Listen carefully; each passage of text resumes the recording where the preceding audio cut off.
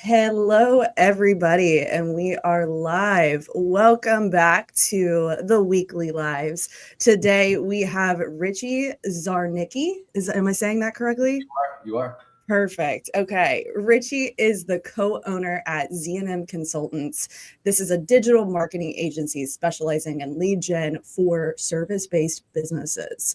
With a background in sales and a deep understanding of digital advertising, he helps businesses maximize their online presence through Google Ads, AI driven strategies, and high converting websites.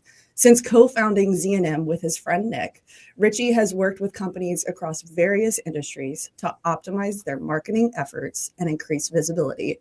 Welcome to the show.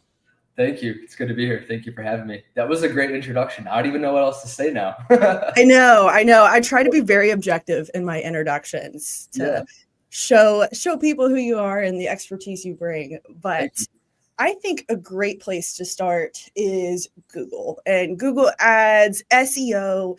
That's something that I tell people I know enough to be dangerous on, but I don't even think I come close to knowing anything to where you guys know as far as this world goes. So, can you explain just on a really basic level how Google and Google Ads is working now? Because it's different than how it used to work in helping businesses.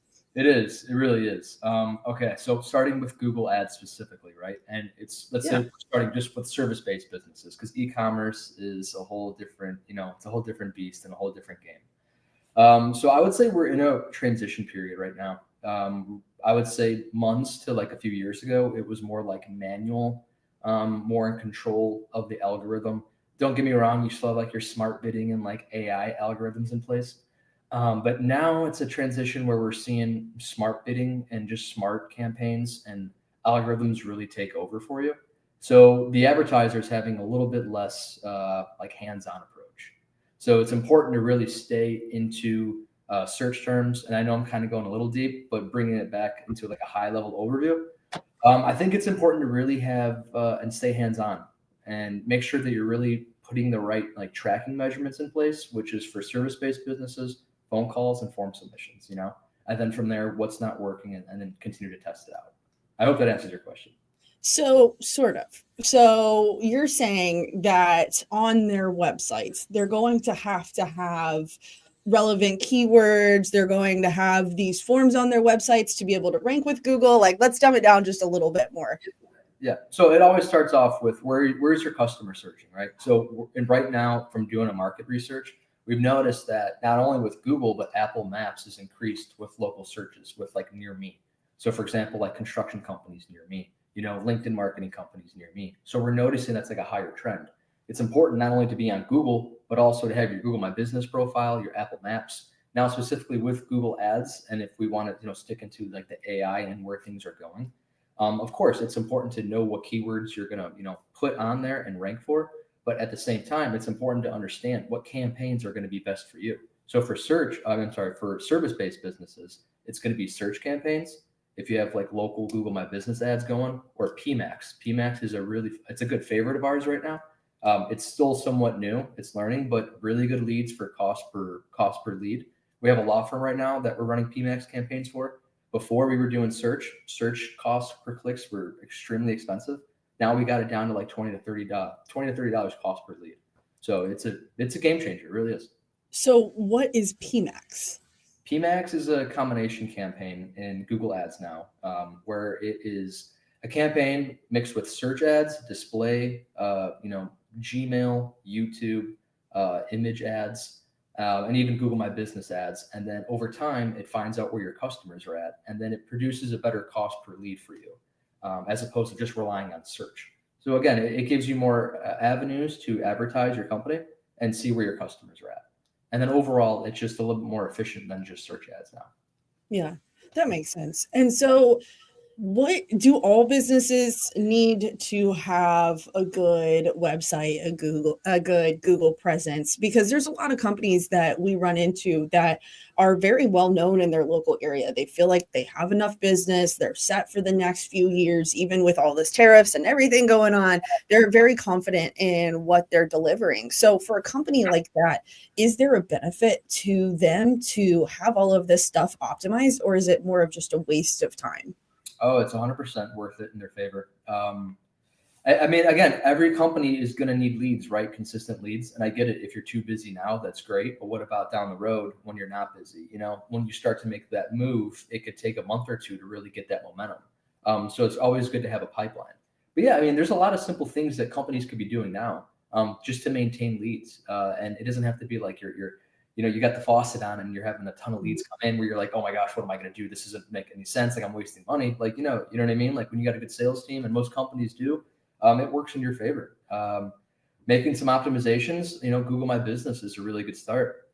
With websites, I mean, AI is kind of, we're in that transitional period with AI now. So I would love to talk a little bit more about that. But yeah, I mean, when you put out good, valuable content with the right keyword, you'll be amazed at, the types of leads that you can attract.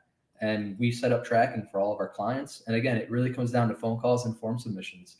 A lot of marketing companies might just send reports of, all these other things, but our clients are like, well, what about how many people have called us, So it's always important to have that monthly reporting. But yeah, when it comes to optimizations, the simple things actually make a big difference. And you said website content. So what do you mean by content on a website? Because when I think content, I think social media content. You're making posts, but you're not necessarily making posts on a website. So what are you referring to there? Okay, so that's a good question. So with website content, it's about adding value and explaining what they need to see and hear. So what that means is, let's say you have a keyword, right? So specifically for the crane service world, contractors typing in crane service near me. They already know what kind of job they have. Let's just say it's an HVAC job, right? So when they come onto the website and they see services and like under like a drop down, it'll have like HVAC crane services.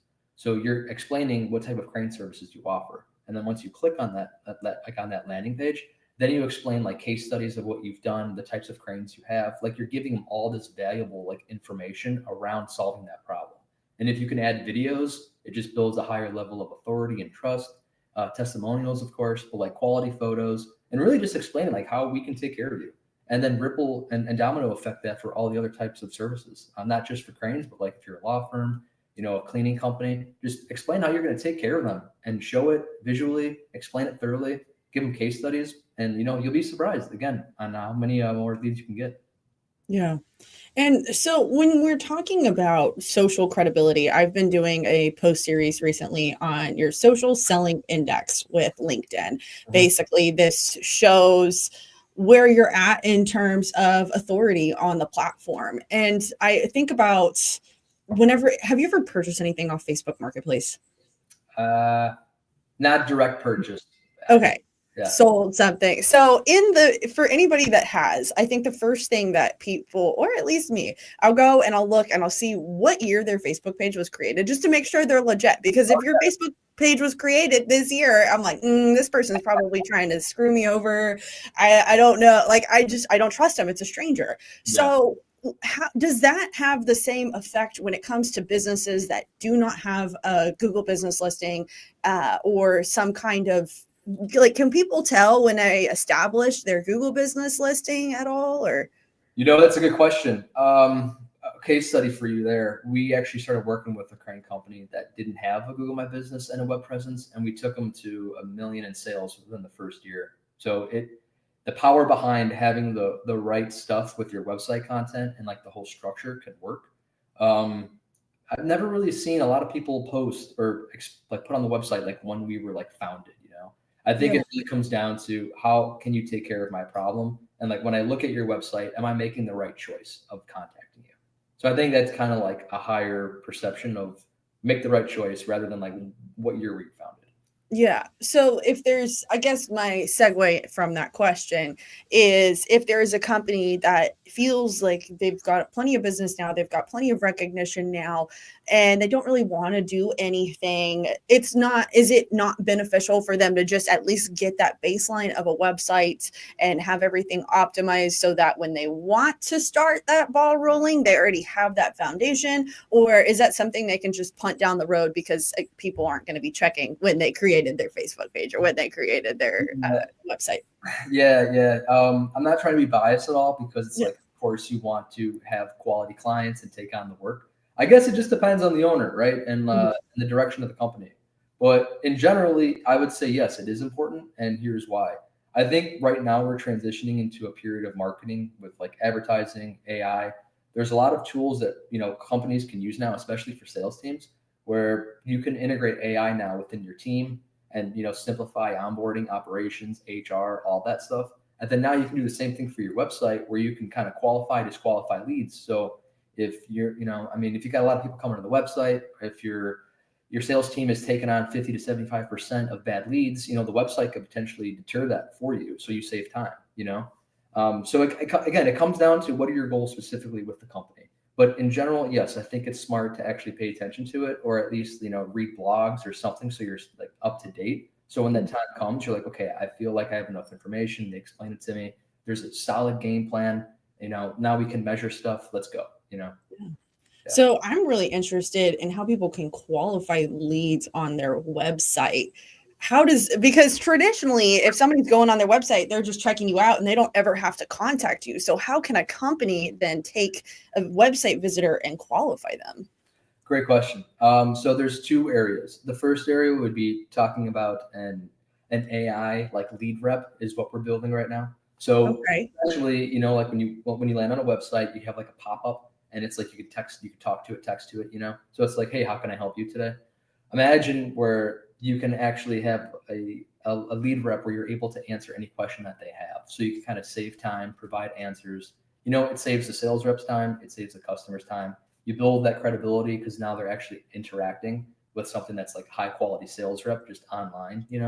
But after that, it's always important too, to have AI with your own team as well. But in all of full circle, you got to track that, right? So once you do track it, you set up CallRail or any other type of software to make sure that everything is making sense. You get the lead come in saying, hey, here's the conversation summary, and then now your sales rep knows what to do next. Wow, that's pretty interesting. And so that can all be done through, I guess, a chatbot type thing? Essentially, it is quote unquote a chatbot, yeah. But it's still in the process. I think that would be a smart move next time for us. Once we have it up, we'll have like a call and be like, okay, here's what it looks like, just so everyone can see exactly. So that's something you guys are working on? Yes. Oh, that's pretty cool. Okay. I mean, you'll have it too. You know what I mean? We got to get the train going first, Absolutely. Well, that's one thing that I know from a social media perspective is a lot of people are really seeking authentic relationships, authentic content. They want to know who they're talking to is real. But on the other side of that, people really like that instant gratification. They want their answers fast and they want it quick. And they don't always have the time to want to pick up the phone and make a dial to somebody to ask their question. So adding a chat bot, especially for businesses that might not be as self-explanatory or businesses that you want to get pricing on, but you don't really want to have to deal with a sales rep, that's kind of a great way to go. I know. I was in Nashville not that long ago, and it was super late, so we called like a burger joint late at night, and it was an AI voice assistant that took my order. It was amazing. Wow. I know. Yeah, I was like, all right, and the food was actually pretty good too, so it was a win-win. Yeah. Wow. The order. It's just crazy to think where we're at now and how 2 years ago AI and ChatGPT were still such a newer thing, and now they're integrated in a lot of people's daily lives, and to the point where it's being integrated in their business, which is even crazier. So this is exactly right. So from what you've been seeing with LinkedIn, what has changed with like LinkedIn algorithms with like posting or like reach and all that? Like I'm curious to know. Yikes, a lot. So I think the biggest thing that we've seen is just, and I think this goes across all social media platforms, is that need for authentic content. Yeah. AI can write, we all know ChatGPT can write you a caption. That's very easy. ChatGPT can do it. Should ChatGPT do that for you? Probably not, because if you work with AI enough, you work with Gemini and all these different chat bot technologies, you can start to pick up on some of the keywords that they're using and some of the more AI centric words. And so you can actually identify what posts are written with AI, what posts are made with AI. And there's some platforms that will make it mandatory that the creator label the post as AI if it was created by something that, or if it wasn't actually real. But I don't think LinkedIn is there just quite yet. So it's really interesting to see how people's content performs differently if they're using ChatGPT versus not. And what we've seen is content actually gets debunked in the algorithm, so it doesn't go as far. So if you're making a post and it's really authentic, but then you use ChatGPT for your caption, depending on the words that you're using and how you're using them, it could very well be decreased in the algorithm because of that. Not to say that this happens with every single post, but there's a need for things to feel authentic. And if we can tell that you wrote something with AI, you really, it takes that credibility away from you because you didn't write it. So there's a lot of benefits to it. And I'm so fortunate that we're able to integrate it in our business. And I think that every business should integrate it into their business, because if you're not, you are going to fall behind. You just got to figure out how you're going to do that and still be authentic. So I think that's one of the biggest things right now that companies that are posting content on LinkedIn really need to be aware of, is how you can still be authentic and post good content. And so a lot of people haven't found that balance yet, though. Yeah, no, I know. You mentioned a good point about being authentic, right? And actually having quality content. And we noticed it's not the 2000s game anymore with just writing a blog to write a blog to rank. We're noticing with our research where people really aren't clicking onto websites anymore. They're getting their information with like we call it a long tail search keyword into Google. So it would be like, imagine like a 5 to 10 word phrase into the Google search bar, right? Not just like something near me anymore. It's like a specific search. So when you do that specific search, Google is now highlighting companies that are able to have that on their website. So Google can crawl the website and they will have the snippet of like, here's your answer. And then it's like Bing from this company's website. So that's kind of where search and results pages are going for. So like SEO is changing to this like phase. So I think it's super important now, because like if you invested, the hardest part is like whenever we're talking to a company and they invested thousands into the website development, you know what I mean? Or thousands into their LinkedIn campaigns before, and it wasn't done to the best ability that could be done. And you try to explain that, and it's tough because it's like, how do you justify spending 10K for something? You know, it's like, let's wait another year, but it's like, if you wait, it's only going to hurt you more. But like, let's work together. We'll grow together. We'll work with you on this. We'll make the small tweaks that make the biggest difference to get you the leads to come in, right? So it's like your return on investment happens a lot quicker with cash flow revenue. And then it's like, okay, now we got the trust. Let's go together and we'll build, you know? So it's super tough, but that's kind of the direction it's going, especially with like having quick, you know, snippet and like information for you at like your fingertips now. And voice searches are appearing more frequently now than ever, even on your phone, like with mobile searches. We see it in Google ads all the time. There's a lot happening. There really is. It's changing quickly. So because more people would be searching, asking, hey, Siri, hey, ChatGPT, because I know with the more newer phones, I know that ChatGPT and Siri kind of talk to each other. Yeah. So does that make the need for these longer tail keywords? Because if you're like me, you ramble when you ask questions. Yeah. So I would imagine that would increase the keyword size significantly.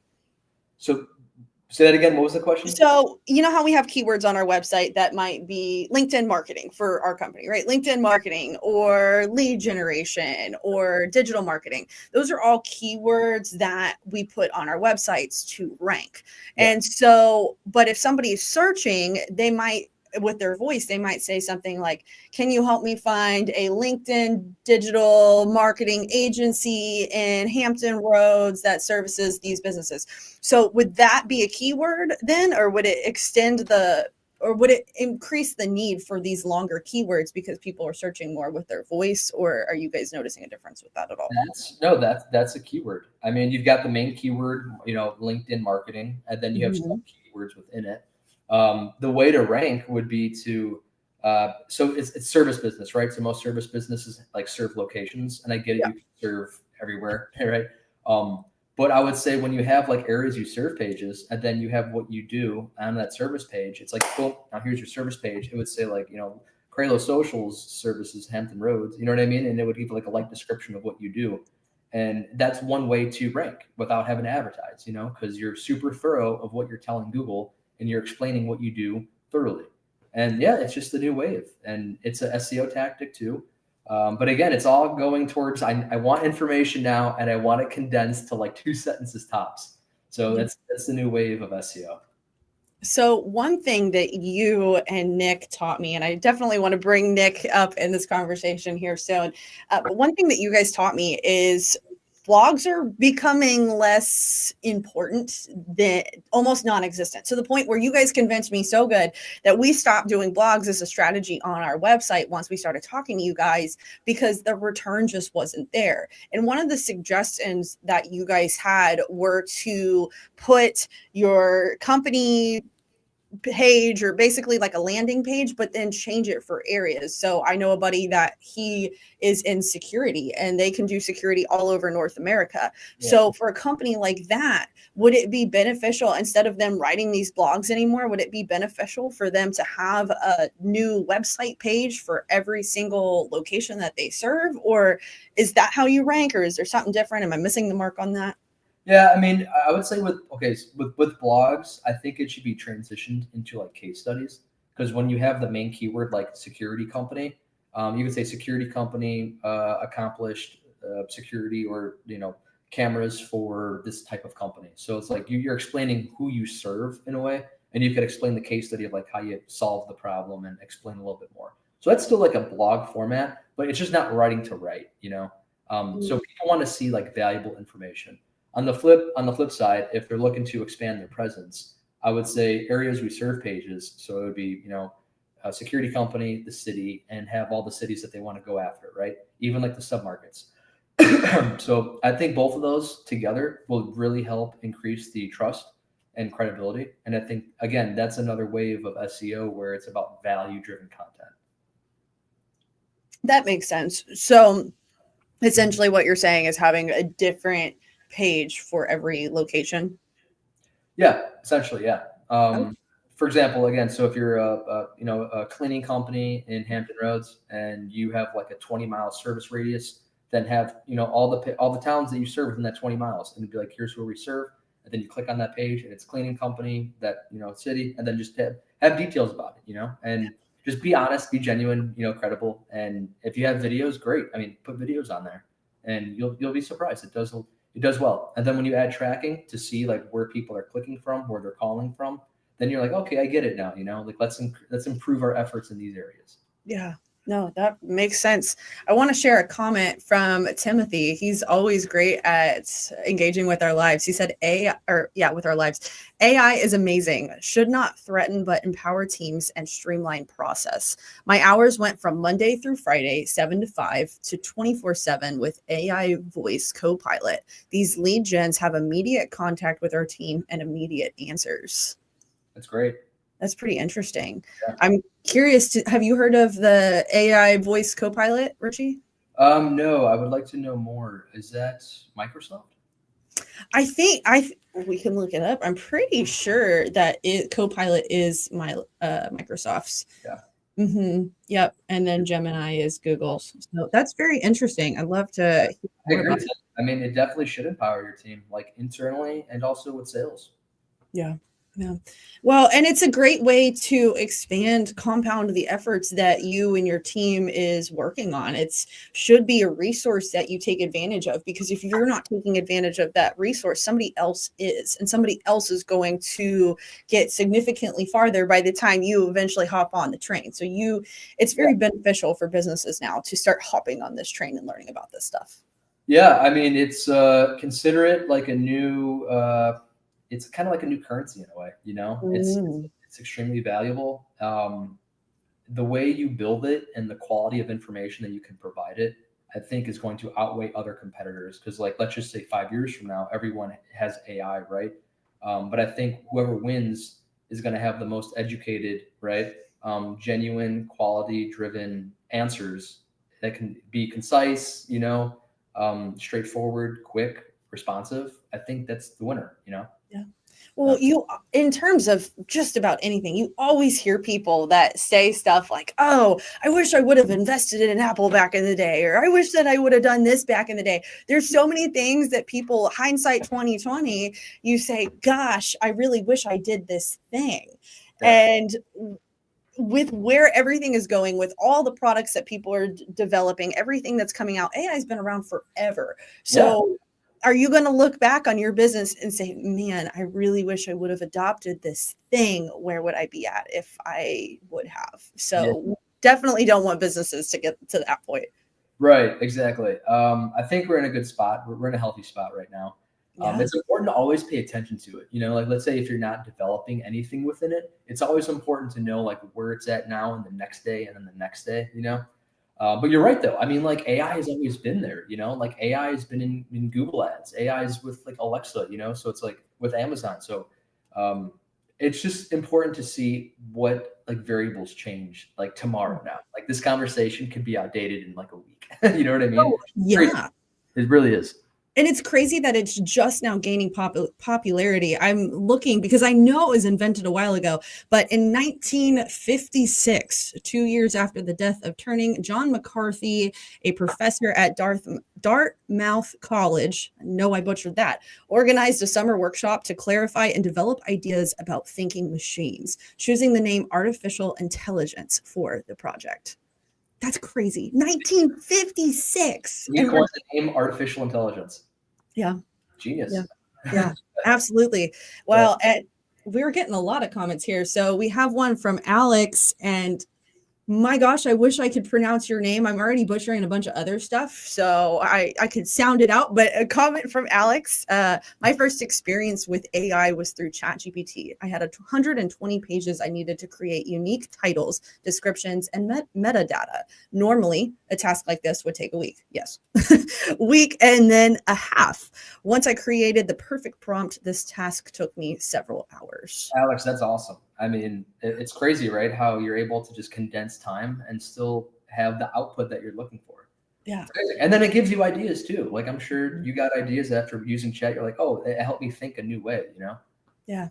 And time is money. When we're in business, our time, if we can recoup, this would have taken Alex a week to a week and a half. And the fact that he was able to recoup that entire week and just, let's say it took him a whole day to implement all this stuff, he still had another 7 to 13 days of sales that he could have made. He could have made more improvements to the website. Like it buys back your time at a minimum. So it can definitely be used for a lot of good as well. Yeah.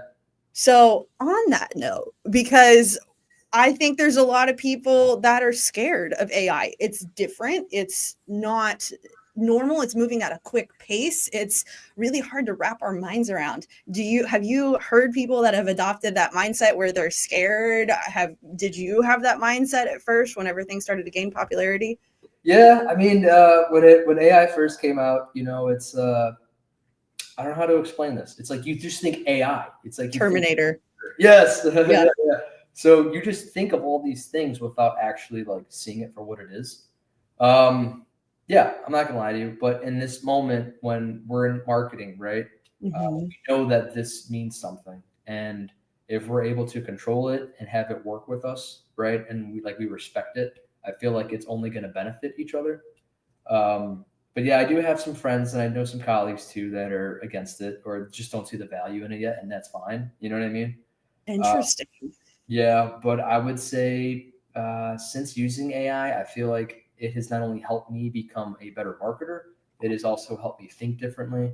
I feel like I'm on it now. It's like a whole other type of intelligence that's there to support you in a way. Yeah, absolutely. How do you feel? I think that like everything, there can be too much of one thing can be a really bad thing. If you have too much water is good for you. It could kill you, right? So I think if we let AI go too far, if there's one or two bad actors that are able to bypass all of the regulations that they have with AI, and they could really do some damage, because and I don't know, I'm not an AI tech nerd. I'm a marketer, so bear with me here. But I do think that there are corrupt people out there that could definitely just want to see chaos, and it could be used for chaos. Do I think that's a likelihood in the next few years? I don't think so. I think it would be more of a slow burn. But I think it's possible, especially if it's a robot. It's something that has significantly more intelligence than we can have. Yeah. So if it compounds on itself, the more we feed it, and there's no limit set, what could that do? Yeah, I'm a little worried about like adding private information in there, Yeah. Absolutely. There's kind of like that threshold, like setting that boundary. Yeah. So, but I feel like I feel like our information has been out there for such a long time. You know what I mean? So it's like, okay, give or take here, give or take. But I hear what you're saying, though. It's scary when we know that we don't really have full control. We're just like almost like end users in a way, unless we have like a lot of time, money, and resources to like do our own thing with it. But yeah. Do you ever thank ChatGPT? Do I thank ChatGPT? Yeah, of course. Yeah. Just in case, a safety measure. Yeah, cool. We're cool. We're homies now. I know that. I love the updates that are coming out. I actually was having a full-blown conversation with ChatGPT, and it kind of makes my fiance mad. He harasses me. He's like, "You cannot replace me with this thing." And I was like, "Well, you don't want to hear my nitpicky questions anyway, so I'm just going to ask ChatGPT." So I was talking to ChatGPT, and now you can talk to it. So it's got a whole voice and everything. You can select the voice. So he's my friend, and so I will ask him questions, and just the way you can tell a huge difference from where it was a year and a half ago to where it is now, and how it's answering me. He was hyping me up we were talking about sales, and I was just asking it some pretty blunt questions, like how should I approach this conversation in the future? What should I do here? And it was saying, you've got this, you're doing a good job, but here's my recommendations for the future. But all in all, you're not as bad as you think. And it was kind of motivating. And I'm like, oh my gosh, it's like I'm having a real conversation. So do you still have the voiceover or like the voice attached? Like you have a conversation and it's like talking to you? Oh, heck yeah. Heck yeah. I have to pull it out because I'm absolutely in love with it. Hey, how are you doing today? I'm doing great. Thanks for asking. How about you? How's everything going with your posts and LinkedIn content? It's going great. I was actually just talking about you on a live show, and you're actually on live now. So we were talking about how helpful you've been in the company, and I just appreciate it.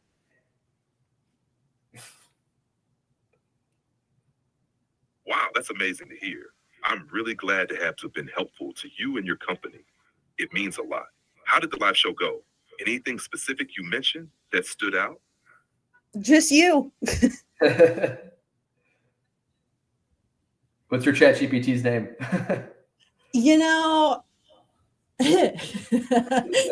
I'll tell you another time. All right. I'll tell you another time. Next one. Alex said, a little tip, tell ChatGPT that your boss is putting pressure on you and your results, oddly enough, will be better. Fun fact, try it. Okay. That's a good idea. I like that.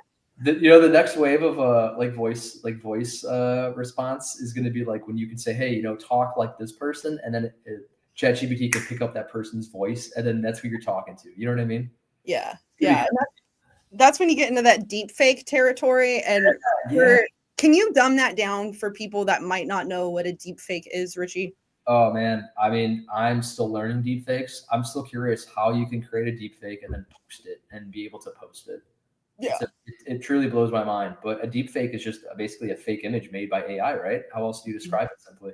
Yeah, and it can literally look like you. And so I think that's where we get in a little bit scary territory. Right. I am very public on LinkedIn, always on this platform, always having conversations, somebody could very easily pick up my voice from these hours of live shows that I do, and they could make a figure that looks exactly like me, and they could go and they could post something very detrimental to our company. And there would be, except for the safeguards that we have by having verified platforms and all of that, if they posted that and that circulated, I could very easily get a lot of questions saying, what happened? What's happening to your company? I had no idea.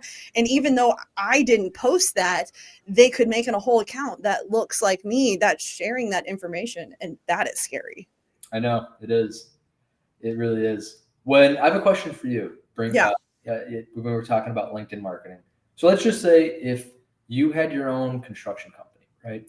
And knowing what you know now about LinkedIn marketing, how would you handle that and create like a game plan for your own construction company? What type? Are we talking subcontractor? Are we talking GC? What type of? Let's do GC. Okay. So to rephrase your question, make sure I understand. So if I was a general contractor, I had a general contracting company, how would I get ahead of the risks of AI? Not just the risk, but like how would you approach LinkedIn marketing? Okay. So like, now, yeah.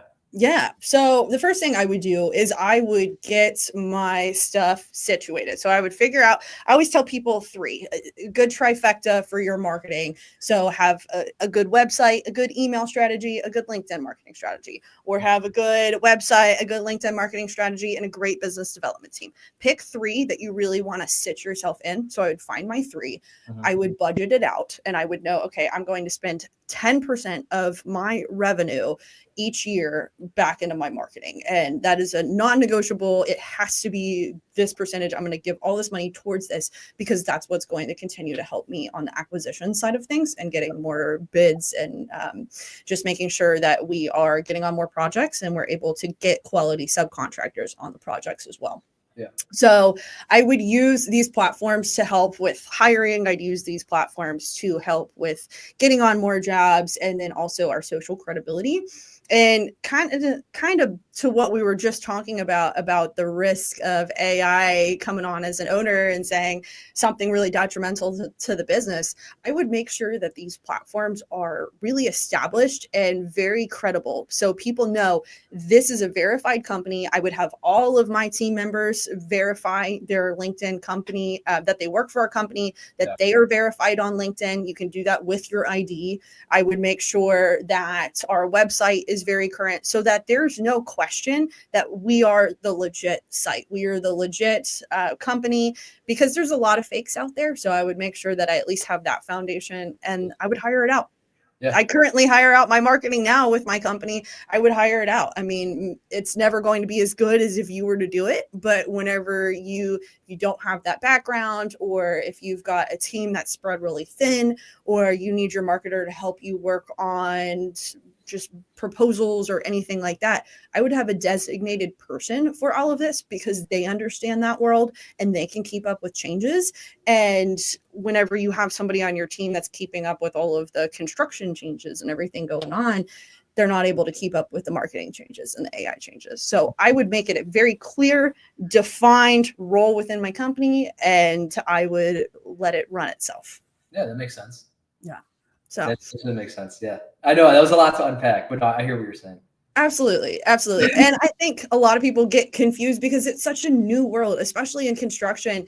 We work with companies all in the B2B space, so we're not all focused on construction, but that industry in particular is what we call, I guess, a legacy industry. They're very slow moving to adapt this stuff. So hopefully by educating people more, they can start to realize how it can positively impact their companies. Yeah, absolutely. I guess that maybe it's because construction industry is used to in person more. Mm-hmm. That's probably the norm behind it. Yeah. So how can having a good website really help with your in-person strategies and your in-person networking? Do the two really help each other, or is it just something that's more of like a have to and there's no correlation? Yeah, I mean, like for example, like a roofing company, for example, right? You meet someone in person. I had experience, knocking on doors when I used to work for a roofing company and like handing out the card, you know what I mean? So I get it. When you meet someone for the first time in person, it's like, okay, you're talking to that person, you're building trust with that person, right? Like you trust that person, and then the company comes second, you know.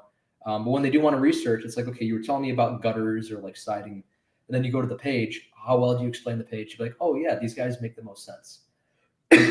So having a quality website that explains what you do, how you're going to take care of them, and then you back it up with like videos, photos, all the layers of like, trust, it only works into your favor at that point. Yeah. So I want to completely take a 180 here, and I want to talk about you. So I know you're credible. I know you. Rob connected us, and we've pretty much been very close ever since you, Richie, and you, Nick, and I always, sometimes I'll combine your names on accident. If I think I said it yesterday. It was really funny. I'm like, oh my gosh. But you do have a co-founder, and his name is Nick. Tell me about how this started. Tell me about Nick. Tell me about how you guys as friends ended up becoming in business together. Yeah, great question. Shout out Rob for connecting us. Yeah. So Nick and I actually we grew up in the same neighborhood. So we had our friends. We had like the Bermuda Triangle of like friends. Like so, it's like my house was here next. My friend's house was here. So it was like we were all like a block away. And then like later on, like after college, we've always talked about wanting to start a business. But yet he went into digital marketing. I went more into sales. I wanted to be a firefighter. And I was working in the crane and construction industry during COVID, and just talking to a lot of business owners. They needed marketing help, so I was like, yeah, I'll give it. I called Nick. I was like, let's do this. You know what I mean? I feel like we're onto something here. So it just kind of led to business owners giving us a shot, then referrals, and we kind of are a COVID business, and then it kind of grew from there. We love helping people. It's fun to have creative energy and collaborate with people that want to win too. And it's been a great journey so far. So Nick was more of the back end techie guy, and you're more of the face, let's make this happen guy. I guess you could say that, yeah. But we wear hats pretty well though. So it's like he specializes and he's really good at like online tech and just like he gets it. You know what I mean? Yeah. And I'm more of like I've been doing sales for a while, so it's like I just feel so comfortable just like talking to people, making phone calls. You know what I mean? So yeah, we understand how to operate as a team. Yeah, Nick has been super helpful for me too with just the stupid little tech stuff that I can't figure out, like leaving my domain name server so that I can send emails from another website or another source. It's like, Nick, can you help me? Hit him up right now, like, Nick, can you help me? Yeah. Oh my gosh. Yeah. We'll see if he answers just as nice as ChatGPT. Yeah, right. So you wanted to be a firefighter. For a season, I did want to be a firefighter and a cop. Sometimes really? I did. So I'm curious what got you away from that? Because that's a pretty big dream to just say, you know what, I'm going to pivot to being a business owner instead. Yeah. I mean, like I've, ever since like high school, most of my family, I have a lot of family members that were firefighters. So like hearing their experiences, it just felt like it fit me, But at the same time, throughout waiting high school, college, it's like under having your own business, it's a different type of mindset. It's a different type of lifestyle. So it's always been on my mind. It was just more of like, how do I achieve that? How do I go after that? Mm-hmm. And it just felt natural during COVID when business owners wanted marketing. So I decided to take that route. And then I was like, I like this. I want to go after it and chase it and give it all my all. So sorry, I feel like I'm coughing lately coming back. I feel like I got like a little cold. But, where are you now? Are you in Chicago? Or are you in Florida? Where are you at? I'm in Florida. Okay. So you're back to the Sunshine State. Yes. Yeah. What about your experience with firefighting? So in college, I went to college for exercise and sports science. If you know me, big gym rat. I love to lift heavy stuff and put it back down. That's just my thing. And so I'm like, how could I turn this useless skill that I have into something to be a little bit more practical? So a cop did circulate in my mind for a little bit, but my friend now, he's actually in one of the 3-letter agencies. And he told me, he was like, Lauren, I love you as a person, but there's no way in heck you're going to be able to run. So he was like, you should probably just maybe move on. And so then I was like, yeah, you're right. I don't think I can run very well without getting horrible shin splints. So then the next best thing was a firefighter. And I'm like, well, that would be really cool. I could help people, be a hero. And I think the training part would be a lot of fun. I would really enjoy that. But I think I would bring it home with me. Not like as a business owner, you don't already bring all of that stuff home with you 24/7. But I think it might be a little bit more of an emotionally taxing bringing it home with you. So I don't know. It's still on the drawing board for maybe one day. But yeah, I still feel firefighting would be exciting. Yeah. You hear people. It's a different lifestyle too. I feel like it would hit home, Yeah. But I hear you though. What got you into lifting? When I was in high school, I was about a soaking wet 104 pounds. I was super skinny, and I had an ex-boyfriend that told me that he wished that I had a little bit more meat because I was so skinny, and I was like, fine, I'm gonna go to the gym. And so from that moment on, I was like 15 years old. I'm like, I'm gonna start training. Yeah. And so I didn't really know what that meant, but I started training. I started eating right, and I ended up going up to 55 pounds. 155 has been my heaviest. Wow. And so I've definitely been on a journey, but it's a lot of fun. I like look at the gym. I did 45 pull-ups the other day, which was pretty cool. I was pretty excited about that one. So amazing. I can't do them back to back. So it was like sets of 3, or not sets of 3. It was sets of 12 reps, but I did it 4 sets. So so that's fun. I think at some point I just want to shock LinkedIn a little bit and be in a really nice outfit and go to the gym and just rep out some pull-ups and some heels and then use it as like a advertising thing. So stay tuned. ChatGPT actually helped me come up with that idea. I'm like, how can I turn this useless skill that I have into something that would work really well on LinkedIn and still translate to business? So that's awesome. Yeah. I think every business owner, you got to have your thing. If you don't have your thing, then you're going to be all consumed in business. And I think that's great. But I think to some extent, it could also be really mentally challenging if you don't have an outlet. So I know it's like we end up like working, like doing this thing, right? Like not robotically, but more of like you set your environment up with the parameters of like, okay, laptop, like office space, and like your movements are very limited. But once you get outside of that, it's like you're outside, you can do whatever you want, like weightlifting, whatever sports. I feel like lately it's been super fun and creative to like make videos. It's one other thing that we do with ZNM is like make videos for clients, but something about like going to their office or like making a video with them in it, and then like, maybe having some actors in it and creating a video for like either the homepage just to build the credibility or like YouTube ad or something. I feel like it's so much fun, So when you make that video for your LinkedIn, I feel like you're going to be like at an all-time high of like, this is great. We got to do this like every day or like once a week now. Yeah. Do you have the rights to use those videos that you're taking with your clients?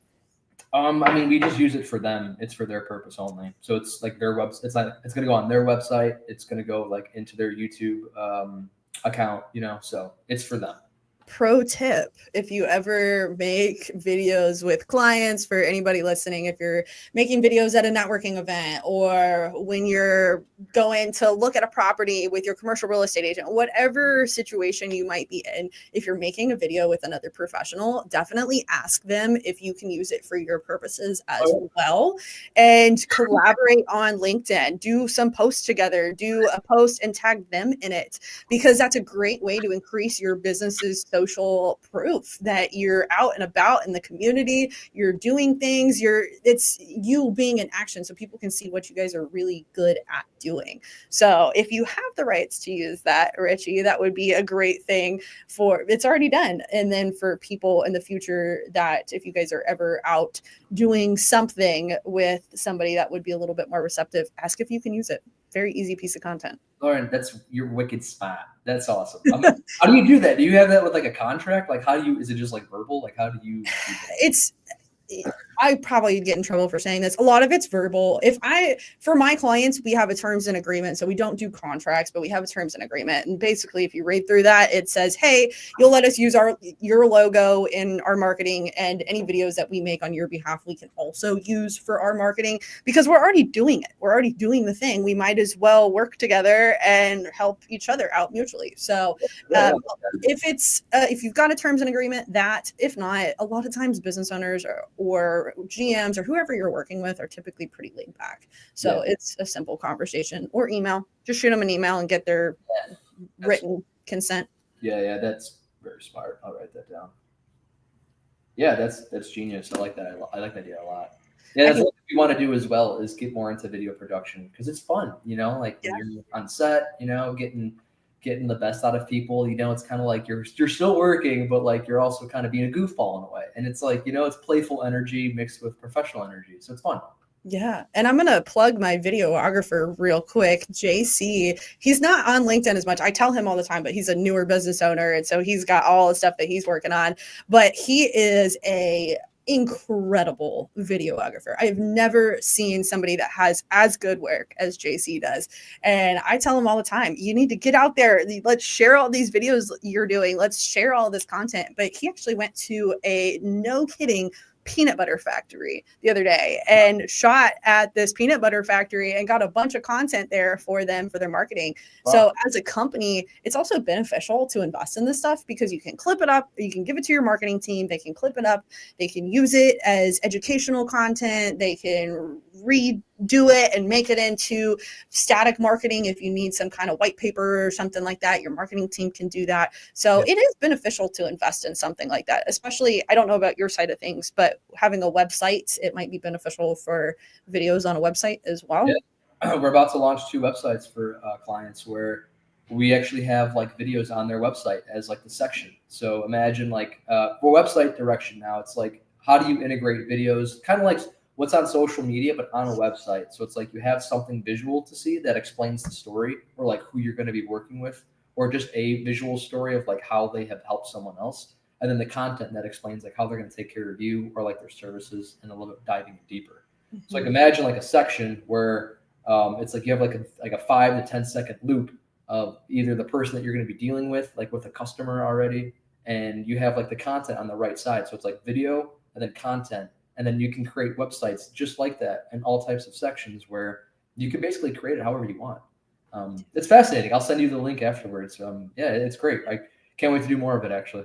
Yeah. And I can see this being beneficial for companies that are looking to expand. So if you're currently working primarily on the East Coast and you want to do some work in the South or the West Coast and you want to expand your efforts, that's a great way to have that authentic content like we were talking about earlier, but have it on your website so people know, okay, this is legit. It's not just a bunch of words and stock photos on a screen. Yeah. It's real. So I see the benefit there. And then also if you're not looking to do something like that, just having your credibility in your local network, because you never know who you run into that said, oh, no shit, you worked with so-and-so. Oh, that's awesome. Actually, because you worked with so-and-so, I see that. I want to, let's chat. So it could really open up some doors as well.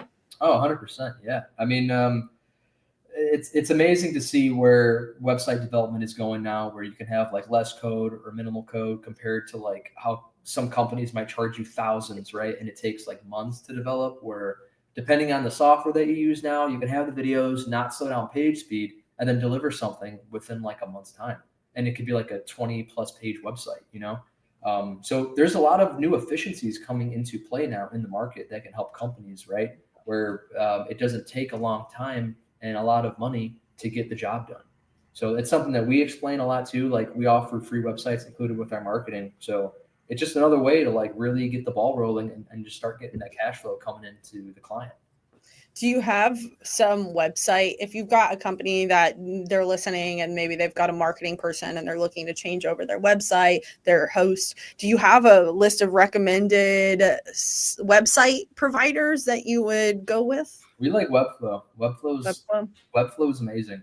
With Webflow, we're able to really reduce time, resources, and deliver relatively quickly. And it doesn't it doesn't cost thousands, with WordPress, to the point where, let's just say hypothetical, like, you work with a company that, works with Webflow. Webflow is up to date. So it's not like, if it's a WordPress website, or depending on, what other website softwares that you've used, you have to go back in and recode everything. That takes a lot of time. So it's kind of like a nice plug and play in some way. There is a little bit of code for sure. It depends on how deep do you want this to be and what you need, right? But if it's all about saving time and energy, I think Webflow is a good start. Okay. So you said something that triggered a question in my mind about budgets, because I think that's the biggest thing that people are missing the mark on. They're always shocked with how expensive marketing is, that they don't really understand. Does bigger budgets, and just terms of websites, does bigger budgets mean better results? I guess it depends. Okay. Like if you want lead generation, I would say having like a decent foundational website is needed, because once you use Google Ads or whatever channel you're going to use to drive traffic, you need a quality website that's going to be able to convert, right? That means like saying the right things, good quality content, videos, photos, stuff like that. But if you're doing lead generation using Google Ads, I would say you definitely need a decent sized budget, because traffic is a little expensive. You got to use the right channel within Google Ads, but you also need enough budget to play the game for a few months to see what happens next. Because the idea is to obviously be profitable, right? But if you're new to Google Ads and you're a new account, it's going to take a little bit of time to get those results. If you're doing website development or just marketing in general, we can simplify the process and not have to go like crazy and develop this thing that's like 800 plus pages. We can do something where it's like, if it's all about lead gen, or like bringing in some leads quickly as possible, let's focus on the pages that matter most, on the right keywords that can bring in leads tomorrow. Same with like lead generation, right? With Google Ads. So I would say it's about structuring the right timeline and system to make sure that you can get returns and then build from there. Yeah. What's an average, and you might not want to answer this, but what's an average cost to build a website? Not do any Google Ads or anything, but what's an industry average that you're seeing? Because I've heard people that have gotten, I think, screwed by paying about $5-10 grand for a website, but I don't know. I'm not a website person, so I don't know. That is a loaded question, and it really depends. Okay. It's like, I'm trying to simplify it for you. I think it comes down to what is like the customer value for that company. Because if it's like a small ticket, that depends. But if it's a big ticket, then you really want to make sure you do it right. You want to make sure that like it's very crisp, it's clean. But at the end of the day, like even if you just do a one-time website deal, you want to make sure that, let's say in a year from now, if you want to redo it, it's done right. So the next person that comes in can just make those simple edits or like add on to it, rather than like tell you, oh, they built it wrong, now you got to redo it all over again, Okay. That makes sense. Yeah, I don't know. It's kind of hard. It just depends. It really does depend.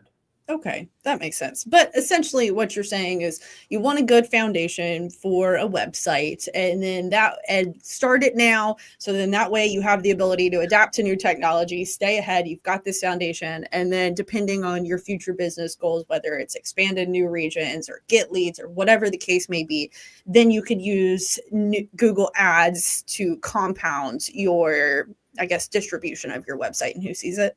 Yeah, that makes sense. But again, it's also about the value that website can deliver, because it depends. Is in like if you just want a website to have a website just so you can send, like if just for your card, like you're doing in-person cards, like then there's not really a lot of value behind it. Yeah, maybe it is to like build a relationship. Maybe they're going to contact you back, like, yeah, I checked it out, like I'm curious. But like if you're trying to win leads from people that are searching and then they find your website and then contact you, then it's like a different ball game, So again, it depends, but. I mean, I would say you brought up $5,000 to $10,000. What was the exact example? Like, how many pages was it? Like, do you know exactly? I have a friend, and I don't want to completely go crazy because people can pretty quickly figure out who it is. I have a friend who has a band, and their band paid, I think they got quoted like $5 grand for a website, and it was just for a smaller local band. And I just thought that was outrageous. But this is not my world, so I don't know. Yeah, I don't know. It based off what you're telling me, that seems kind of high. But yeah, I'm also curious to know what was included. So like, yeah, want to see the full picture. Yeah, I'm curious on those rates. I'm sure a lot of people are curious on rates because it can very much differ depending on who you're talking to, what agency you're talking to, if they're based out of the US, if they're based in Africa. I mean, different depending on who you go with can really change the price of things. So it's really hard for people to know, okay, purse is going to cost me X amount, or a cigar is going to cost me around X amount. But whenever you're talking about digital marketing, that is just such an undefined range. Yeah, I know. Again, it comes down to like, what do you want with that, right? Like, Yeah. do you want SEO with that? Do you want videos to be on that? You know, so it's like Yeah. these extra add-ons or like edits that you can do. So, yeah. So maybe a good piece of advice for people would be to check your deliverables and have that outlined at the beginning so you know exactly what you're going to be getting. Yeah, absolutely. Like, have like a line item of like, Yeah. if you're just getting quoted from a website, like, okay, like, what are you guys going to do exactly, right? How long is it going to take me? What do you need from me? Yeah. You know, like, am I providing the photos? Or are you going to get the photos? Are you going to come and take photos? You know, Yeah. are you going to come take videos? So it's like all these kind of factor into costs, you know? Yeah. Makes sense. Mhm. Well, this has been so informational, Richie. I really appreciate it. Next time we got to get Nick on. I want to hear his techie side of things, especially whenever we're asking all these questions about coding and AI. He might have a completely different perspective that would be interesting to share as well. Yeah. By the time we get back together, we should have something to share with you and everybody. Heck yeah. Yeah. Yeah, that's exciting. I appreciate you having me. This was fun. Thank you.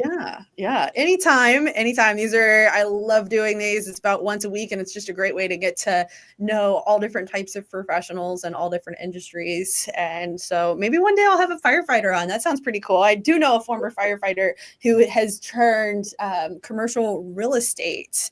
So I'm very, shout out John. So now I'm gonna have to send him this link and see if he can tell me all his stories, because that's a pretty crazy transition. It is. Good for him. That's awesome. Yeah. Richie, do you have anything else to add? Where can people find you? Anything to say? Yeah, absolutely. I mean, if anyone has any questions, I have LinkedIn. So Richie Zarnicki, you can go to my website, Crane Marketer. Here we go. You can go to cranemarketer.com, or also zmconsults.com. And I mean, if you're interested and you want to just hear more, or you want like an online summary, we can do the research for your company as well. We'll send you all the information for you to make a decision. I appreciate you, Lauren. Thank you.